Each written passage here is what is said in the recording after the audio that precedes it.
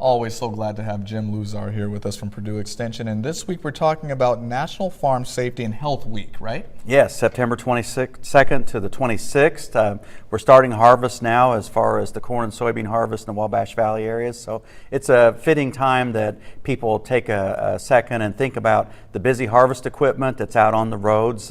Farmers farm quite a bit of area now and have to move this big equipment, the tractors, the combines, and the trucks, and they're on the road, and a lot of this equipment is slow moving. It is important that motorists kind of pay attention because it is very hard to see in some of this equipment. It's, again, you can see this big red combine or green combine, but how they can see you if you get right back under them as a motorist. So just paying attention, but also farmers, we urge farmers to be extra cautious, and as harvest time comes around, a lot of hours put in to get the harvest in from the field, so a lot of potential for fatigue. And we know from statistics that's where accidents happen, is when an operator's fatigued, is tired, hasn't gotten enough sleep, or has worked too many hours operating this equipment. That again, it's just a kind of a precautionary week, a week also to celebrate farmers, their health. And I always say that a lot of farmers would rather they get their oil changed in their tractor way more than they get a checkup for themselves. But that's why the health and safety aspect is in there.